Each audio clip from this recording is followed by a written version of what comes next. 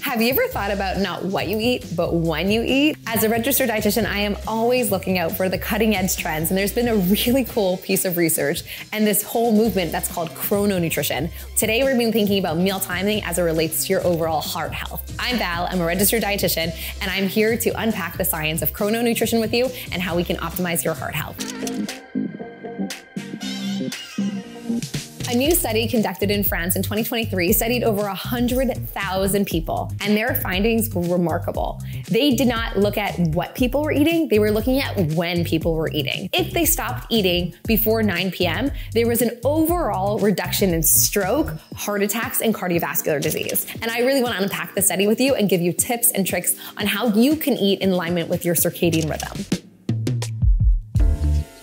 Our body really operates well when we eat in alignment with the circadian rhythm. And this study has just really proved what a lot of us know. Our body needs energy during the daytime, and typically we don't feel our best when we're getting the majority of our nutrition at nighttime. Here's the big kicker. What I see in my clinical practice all the time is people tend to eat more like a triangle. So a tiny little breakfast, a small lunch, they're rushing throughout their day, and most of their energy happens after work, dinner time, snacking. And what this study is showing us is if we can actually change the times of what we're eating, we can really change and reduce our risk of heart attack and stroke and cardiovascular disease. I want to unpack the study for you so we can learn how to practically and not restrictively stop eating a little bit earlier so you too can have these overall heart health benefits. And if this resonates with you, like and subscribe to this channel, and also in the link below, subscribe to our heart health newsletter from Healthline.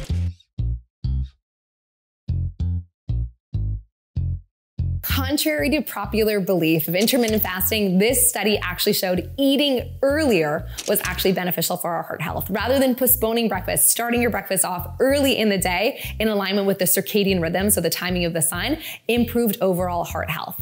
Also, for people that were eating dinner after 9 p.m., there was a 28% increased risk of stroke than people that were eating dinner before 8 p.m. So this is the opposite of a skipping breakfast. The research really shows if we're starting to eat with breakfast, we tend to have less cravings later on at nighttime. So starting off with a great balanced breakfast and moving our meal times earlier, shifting that earlier, can have an incredible impact on our overall heart health. What I always think about is oftentimes people go to the workday and they have coffee or they just have these small little meals, but your brain is really working hard. Your brain actually consumes 180 grams of carbohydrates in a day. We need to be fueled throughout our daytime. And if we don't fuel throughout our daytime, there's now research that shows it's not good for our heart health. So what I always like for people to do is prioritize meal prepping a good quality breakfast. I get it, mornings are really busy, but if we can optimize our breakfast and optimize our lunch, typically most people have family dinners or some sort of socialization at dinner time. So prioritizing eating earlier on in the day will help you eat in alignment with your circadian rhythm and also protect your heart health. Anytime someone is making drastic changes in the way that they're eating, I always recommend that you consult your doctor or your registered dietitian to have support and make sure this is the right fit for you. And meal timing is one of the many factors that relates to heart health. It matters what we eat, the quality of our dietary fats, our omega-3s. There is so much more that goes into heart health than just the meal timing. This is one of these small changes that we can make that can have a huge impact on our overall risk reduction. So I want to give you some tips on how we can actually, practically speaking, stop eating earlier without being afraid of waking up with your stomach growling in the night or having a hard time falling asleep because of hunger. The first thing is prioritizing a protein-packed, high-fiber breakfast. My personal favorite is a chia seed pudding. I love that chia seeds are high in soluble fiber that can actually help reduce your cholesterol levels, and it also keeps you fuller for longer. So meal prepping breakfast, and also sometimes strategically meal prepping dinner, can help you eat dinner earlier as well. So many people get home from work, and by the time you relax and get to the kitchen, it's already 7 or 8 o'clock. So having some things prepped in advance can be a game changer. I like the 2-2-2 method. Prepare 2 proteins, 2 carbohydrates, and 2 veg, or just have them on hand.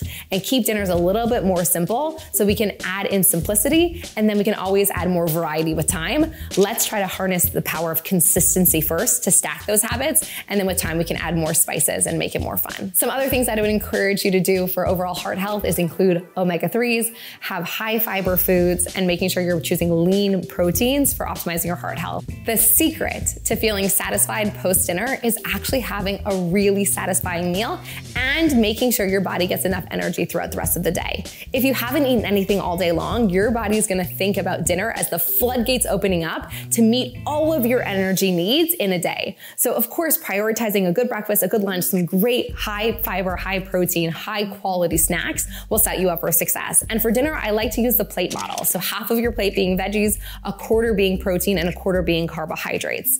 Making sure we're making it delicious and satisfying, even if it's really simple and meal prepped, makes a huge difference. Also, for great recipes, I'd recommend that you subscribe to the Heart Health newsletter. This is for weekly recipes and tips for improving your heart health. Some of my favorite recipes also are in this newsletter, like a miso dressing. Oftentimes a little bit of sauce goes a long way for increasing satisfaction of a meal. So making sure that your meal is both satisfying and balanced can go a really long way. I feel like this resonates with a lot of people. Like after bedtime is when all the fun happens. That's when you're watching YouTube. That's when you're watching TV. That's when you have your first time of your day to relax. I totally get it. I'm a mom of two. I'm a busy working woman.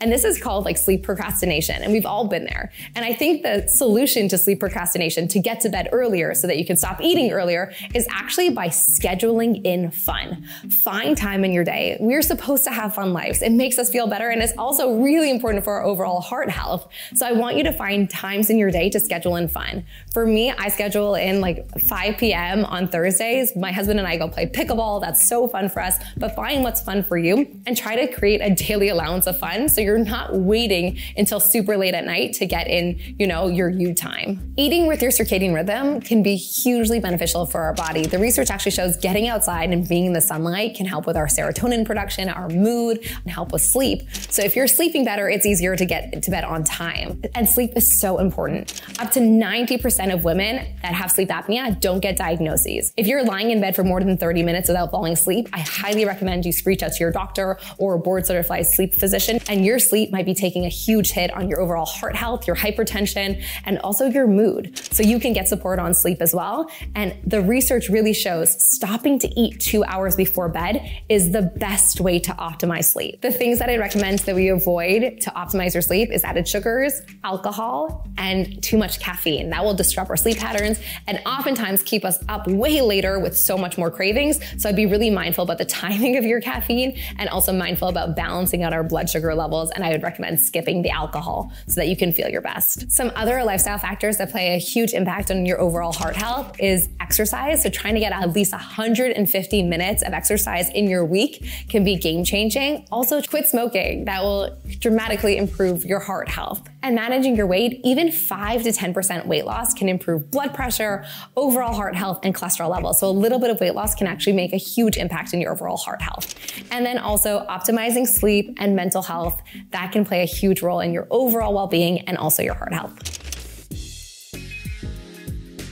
So the big takeaway, it is absolutely worth it to stop eating your last meal of the day 2 hours before bed. I know that may be a little bit difficult to do all at once, but these small changes really add up. So if that's making your dinners earlier, week over week, and optimizing a good balanced breakfast and good balanced meals throughout the day to make it easier and a little meal prep to go a long way, this will be one of the contributing factors that can help optimize your heart health overall. If you like this video, please like and subscribe so we can make more videos like this for you. And have a great rest of your day. Bye.